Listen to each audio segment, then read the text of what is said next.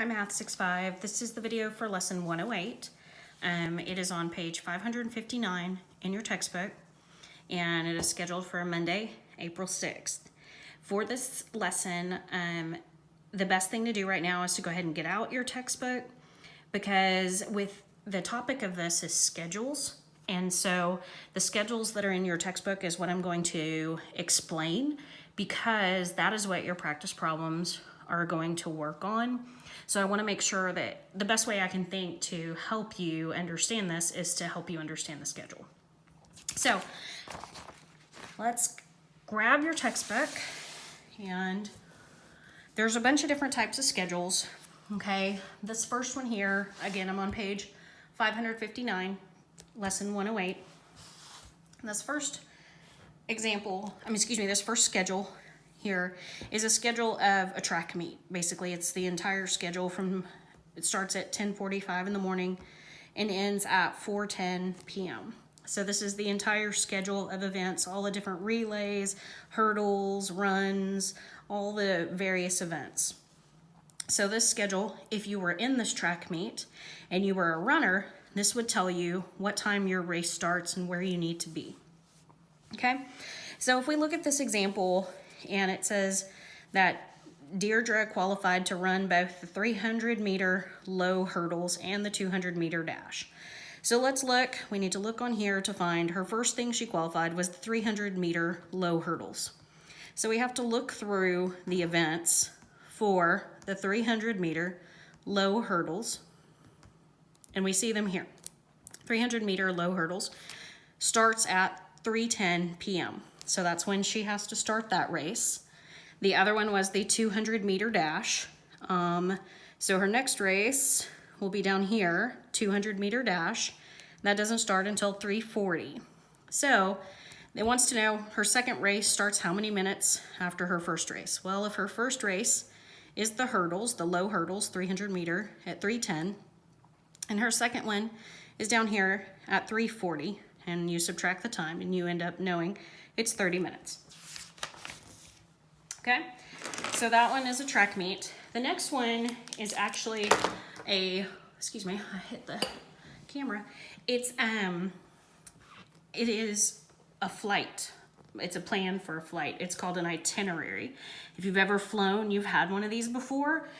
It tells you the date you're flying, and it tells you the time your flight leaves and the city that you're leaving from. For example, all of us live in the Dallas-Fort Worth area, so we'd probably fly out of DFW to wherever we were going.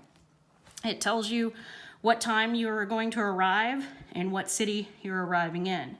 Now, this schedule, this itinerary is for this gentleman who is flying, and if you look, the dates, we have two flights here on August 22nd, okay? So that means that he does not have what's called a direct flight. For example, he's not leaving Oklahoma City and flying directly to Indianapolis. He has a city in between. So let's look and understand that. So on August 22nd, he has to be on board. His flight leaves at 6:11 a.m. from Oklahoma City, and then it flies over to Chicago and lands in Chicago. That's what arrival means. Depart means depart the airport. Arrive means arrive at the next airport. So he arrives at 8:09 in the morning in Chicago. Okay, but we're still on August 22nd here. So he gets in Chicago at 8:09.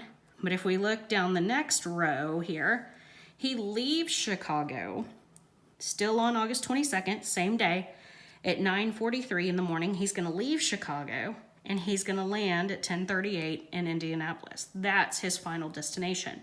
So he changes planes in Chicago. He goes from this flight, which is one plane, to this flight, which is probably on another plane. And so his flight started in Oklahoma City and ended in Indianapolis and went through Chicago to get there. Okay, he didn't spend a lot of time in Chicago. He was only there from 8:09 until 9:43. So he didn't have a ton of time in Chicago, but he was in the airport in Chicago for a little while. Okay, so that's August 22nd. So he has left Oklahoma City and he's gotten to Indianapolis. Now it's a week later, He's been in Indianapolis, so he is going to depart or leave Indianapolis, and he's going to head back home to Oklahoma City. Okay? So August 29th, his flight leaves Indianapolis at 9:58 in the morning, and it heads, but he doesn't go all the way to Oklahoma City yet. It goes to St. Louis. He lands in St. Louis at 11:03. Still on August 29th at 12:04, he leaves St. Louis and lands in Oklahoma City. So he didn't have direct flights. He had to go from Indianapolis to St. Louis to Oklahoma City, just like his first flight wasn't direct either.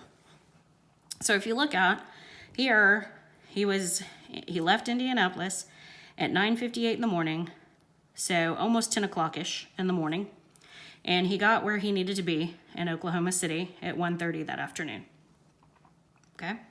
That was his day of flying. He was only in St. Louis, if you look at it, and you can see. So he arrived in St. Louis at 11:03. His next flight left at 12:04. So how long was he in St. Louis for?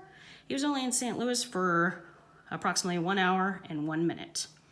So he wasn't there very long. Pretty much enough time to get off this plane and move to go to this one. Okay, so that's what this itinerary is telling you. It's telling you information about his flights, when he leaves and when he arrives and what cities and what days. Okay, so those are used. There's some questions about those too. You're going to use these two, like the track meet on your practice. Let's see, yeah, they're on the video. Your practice problems are down here on page 560. You're going to refer back to that track meet schedule, which is on page 559 for your practice problems here. Okay, and then on page 561, the first two, C and D, are going to use the flight schedule, the flight itinerary, which is on page 560. Okay, and then E has a whole nother schedule to look at. Okay, so this schedule, let's go over it too and make sure you understand. So this schedule is a train schedule from Chicago to Springfield. Okay, so Chicago, it leaves Chicago at 10:45 in the morning, and then it comes and it arrives in Joliet, I guess is how we'll say that. And it's a very quick stop. You notice it arrives and leaves Joliet very quickly. So I would assume this train schedule is more like a like the metro in DC or a subway. It doesn't stop and stay for a very long time. So you have to get on and get off quickly because the arrival and departure times are so close. Okay. So then it arrives in, it departs in Joliet. And it takes quite a while. Looks like it takes a little over a couple hours to get to Bloomington. And in Bloomington, it actually spends a little bit of time, doesn't it? Because it arrives at 2:05 and it departs at 2:35. So it spends about 30 minutes there. So then it departs and takes a while to get to Springfield. And in Springfield, it arrives at 3:50 and departs at 3:55. So it's not there very long either, only 5 minutes. Once it departs Springfield, Illinois at 3:55, it comes down and arrives in St. Louis at 5:40 p.m. So that is your train schedule. So you'll have to use that to determine if he rode the letter E. James rode the train from Chicago, so that means he left Chicago to Springfield. So that's when he arrived in Springfield. Okay, remember in Springfield we have an arrival and a departure time. We're looking for from the time the train departs Chicago, which is 10:45 a.m., until the time it arrives in Springfield. So we're looking for the Springfield arrival time, not departure time. Pay attention to that. How many hours and minutes, okay? So I'm not going to work those out with you as much. I just wanted to make sure you understood how the schedules, they're called schedules because it's a schedule. It's a schedule for a flight. It's a schedule for the train. It's a schedule for a track meet. Pretty much anything that has a schedule.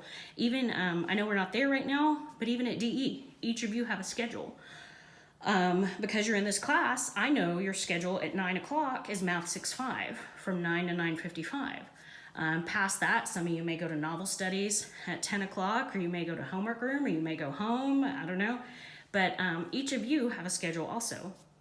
And so what schedules do is it just tells us a plan of events, when to be at a certain time, or when a train's leaving at a certain time, or what your day looks like at school.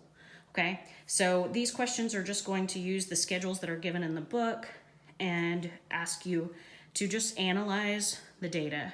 Well, now that you understand them, you'll be able to answer the questions really easily. There's no real trickiness to any of these, okay? So your practice problems are here on page 560, and it continues on to page 561. So you'll want to do those and have your parents check them. And that is all for Monday. This is the last video for Monday. It seemed like a lot of lessons today. So I hope you're each doing good. I hope math's going really good for you. And I hope that being at home, I hope you're doing well and keeping busy. And I look forward to seeing you when all this is done. Take care.